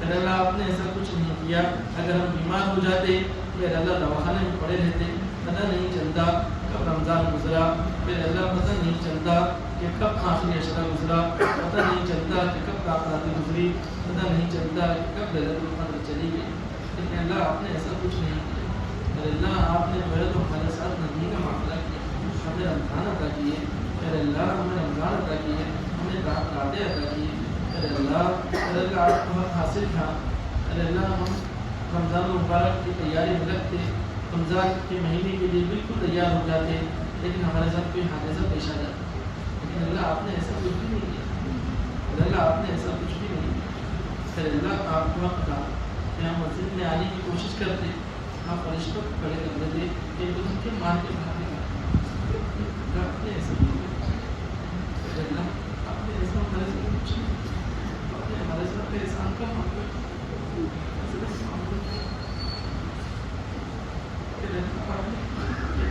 احسان کا معاملہ کیا بدل کا معاملہ کیا ہمیں اپنے گھر بلایا اپنے در بلایا میرے اللہ اپنے گھر اسی کو بلایا جاتا ہے جس کو اپنا سب جگہ اللہ آپ کی مجھے اپنا اللہ دنیا کے اندر آپ بیٹے کو گھر آنے دیں پھر اللہ شوہر بیوی کو گھر آنے سے روک دیتا ہے پھر اللہ بھائی بھائی کے دروازے بند کر دیتا ہے لیکن اللہ آپ نے ایسا کچھ نہیں کیا آپ نے تو ہمیں اپنا پھر اللہ جب آپ نے اپنے گھر بلایا ہے پھر رمضان آپ بلاتے آ کر پھر اللہ آپ کے عشرے میں اپنے سامنے مانگنے کی توفیق گناہگار بنتے ہیں پھر اللہ بڑے ذریعے و خاص پھر اللہ اپنا کھائے پھر اللہ شیطان سے نفس کی ہاتھ سے پٹ کر تیرے در پر آئے پھر اللہ آپ کو برباد کر کے آئے ہیں پھر اللہ بھی سیاہ ہو چکے ہیں پھر اللہ کے اوپر سیاہی کے زن پڑے ہوئے ہیں پھر اللہ کے کھاتے ہو چکے ہیں لیکن پھر اللہ ہمیں معلوم ہے کہ اس مہینے کے اندر برے بھی ہیں اور بروں کو واپس کرنے میں اللہ کو حیات بھی ہے پھر ان بروں کے واسطے سے ہم آپ سے مانگتے ہیں اپنے گناہوں کو معاف کرتے ہیں ہمارے دلوں کی سیاہوں کو دھل دیجیے دلوں کے کالے پن کو ختم کر دیجیے پھر اللہ ہم نے جو ہے ہمارے بالوں کو سفید کیا لیکن دلوں کو زن آلو پھر اللہ دلوں کو گندا کیا پھر اللہ دلوں کے اندر محل پوچھے پھر اللہ شنا جلن پھر اللہ ہمارے دلوں سے کینہ کو نکال دیجیے پھر اللہ حسد کو نکال دیجیے جلن کو نکال دیجیے پھر اللہ غیبت جیسا عظیم جرم رمضان المبارک میں کو اللہ اپنے ان سے تو معافی مانگے آپ سے بھائی آپ بھی معاف فرما دیجیے اللہ دلس سے ہماری حفاظت فرما دیجیے حسد سے ہماری حفاظت فرما دیجیے کینے سے ہماری حفاظت فرما دیجیے پھر ہمیں اپنا موتی اور فرما بردار فرما دیجیے پھر اللہ آج آپ کے در پر ہم اٹھا کر اٹھا لیتے ہیں پھر اللہ اگر آپ آج کو کر دیں پھر اللہ آپ نکال دیں گے کس کے پاس جائے گی؟ اللہ آپ کے علاوہ ہمارا کوئی ڈر نہیں ہے کہ آپ ہم جا کے مانگیں. اللہ آپ کے حبیب کا واسطہ ہمیں معاف کر دیجیے, ہمارے گناہوں کو معاف کر دیجیے. اللہ ہمارے گناہوں کو معاف کر دیجیے, مولا معاف کر دیجیے, مولا معاف کر دیجیے, مولا معاف کر دیجیے, مولا معاف کر دیجیے, مولا معاف کر دیجیے. اللہ ہم سوچتے ہوں گے کہ نالائق ہیں, نکمے نالائق ہیں, اللہ بہت نکمے سوچتے ہوں گے. معافی مانگنے کے لیے آ گیا ہے, اب پورا سامنا اپنی باری کرے, معافی مانگ گیا. ابھی بتائیے آپ کی در کے علاوہ کوئی جنت جہاں جائے, کوئی در نہیں, کوئی در نہیں, نہیں جا سکتے آپ کے در کو چھوڑ. آپ کی سمجھ ہے آپ سب کی ضرورتیں پوری کر سکتے ہیں, آپ کو کسی کی ضرورت نہیں ہے. آپ جو چاہتے ہیں اب جو فارغ ہے, آپ نے مرسل ستاری کا معاملہ کیا, ستاری کا معاملہ کیا. آپ کو اب تک کہ آپ ہمارے ایگو کو دنیا کے سامنے ظاہر کر, آپ نے ایسے نہیں کیا. اللہ ہمارے ایگو پر پردہ ڈالا, میں کسی کو منہ دکھانے کے لائق نہیں ہے. اللہ آپ کو آپ کی ستاری کا واسطہ, آپ کو آپ کی غفاری کا واسطہ, آپ ہمارے گناہوں کو معاف کرنا, ہمارے گناہوں کو معاف کرنا. جس طرح ہم مبارک کے اندر عبادت کے اندر لگے, اللہ آپ نے عبادت کے اندر اپنی مدد کی, شیطان کو قائد کر دیا. اللہ نفس کے شر سے بچنے کے لیے رمضان المبارک کر رکھی. اللہ آپ ہی سے بھی مانگ کے غیر رمضان میں بھی عبادت کے شوق و ذوق باقی رکھی. جس طرح رمضان المبارک میں عبادت کرتے تھے, غیر رمضان میں بھی عبادت کی توفیق عطا فرما دیجیے. اللہ 5 وقت کی نماز پڑھنے کا عادی بنا دیجیے. اللہ 5 وقت کی نماز پڑھنے کا عادی بنا دیجیے. اللہ غزہ کے مسلمانوں کی عبادت فرمائیے, فلسطین کے مسلمانوں کی عبادت فرمائیے. اللہ ان کی غیبی مدد فرمائیے. پوری دنیا کے اندر, پوری دنیا کے اندر اسلام کا بول بالا فرما دیجیے. پوری دنیا کے اندر اسلام کا بول بالا فرما دیجیے. جب بھی مسلمان پریشان ہے ان کی پریشانی کو دور فرما دیجیے. اللہ جو ممالک کی دعائیں کرے, اللہ اسلام کی مدد کے لیے کھڑے ہوئے کرے گا, ان ممالک کی بے مدد فرمائیے. اللہ جو بھی کفر طاقتوں کے سامنے اسلام ممالک کھڑے ہیں, اللہ ان کی بھرپور مدد فرمائیے, ان کی بھرپور نصرت فرمائیے. اللہ قسم کے شخص کے پانی کا اللہ پریشان آ رہے ان کی پریشانیوں کو دور فرما. اللہ جو قرض دار ہے ان کے قدر کے نہیں کی گئے سے شکل سنتے پیدا فرما. اللہ مرحومین کی مغفرت فرما. اللہ ہمارے درمیان میں, ہمارے ملک کے اندر بہت سے معصوم بے گناہ تجھے کے اندر ہے. اللہ ان کو اچھی بھی ہے, ان کی سوچ جو ہماری کیسی گزرے گی, ہمارے قدر کے لیے, ہمارے قدر جیل میں, ہمارے قدر کے جیل میں. اللہ ایک ہے کہ اسباب غیر سے مہیا فرما. اللہ ان کی حفاظت کرنے والے پیدا فرما. اللہ یتیموں کی حفاظت کرنے والے پیدا فرما. اللہ سب یتیموں کی مدد فرما. اللہ سب بیواؤں کی مدد فرما. ہر پریشانی کو دور فرما. جو بھی گناہ سے نکلنے کا چاہتا ہے اللہ اس کی مدد فرما. گناہوں کو چھوڑنا ہم سب کے لیے آسان فرما. اللہ نیکیوں کا کرنا, اللہ نیکیوں کا کرنا ہم سب کے لیے آسان فرما. اللہ جو کروا کو شوق پیدا فرما. اللہ اسلام اور اسلام کی حفاظت فرما. اللہ خصوصاً ہندوستان کے مسلمانوں کی حفاظت فرما. اللہ دیکھ میں آ رہا ہے کہ ہندوستان کا مستقبل بڑا جنات نظر آ رہا ہے. ہندوستان کے مسلمانوں کی حفاظت فرما. حاسدین کیسے سے فلسطین کے فتنے شرارت کرنے والوں کی شرارت اس کا ہمارے ملک ہندوستان کی حفاظت فرما. ہمارے ملک ہندوستان کی حفاظت فرما. پوری دنیا کے اندر اسلام کا مقابلہ فرما. میں جتنے لوگ بیٹھے ہیں سب اللہ کا دیدار نصیب فرما. جو عمرہ کی سعادت نصیب فرما. جو عمرہ کی سعادت نصیب فرما. سب کا خاتمہ بھی خیر فرما. مرتے وقت ہم سب کی زبان پر کلمہ طیبہ جاری فرما. اس فتنوں کے دور کے اندر ہمیں ڈر لگتا ہے کہ ہم فکری اقتدار کے شکار نہ ہو جائیں. ہمارے ایمان کی حفاظت فرما. ہمارے ایمان کی حفاظت فرما. ہمارے نسلوں کے ایمان کی حفاظت فرما. ہمارے نسلوں کے ایمان کی حفاظت فرما. اللہ ہم سب کو اپنا محتاج بنا, کسی غیر کو محتاج نہ بنا. اللہ ہم سب کو اپنا محتاج بنا, کسی غیر کو محتاج نہ بنا.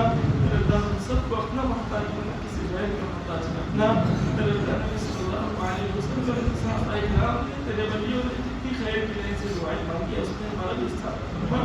اللہ ہماری دعاؤں کو اپنے فضل کرم نبی اکرم صلی اللہ علیہ وسلم کے صدقے میں قبول فرما. محمد قال الله تبارك وتعالى في شأن حبيبه إن الله وملائكته يصلون على النبي يا أيها الذين آمنوا صلوا عليه وسلموا تسليما اللهم صل وسلم وبارك على سيدنا محمد وعلى آله وصحبه أجمعين آمين برحمتك يا أرحم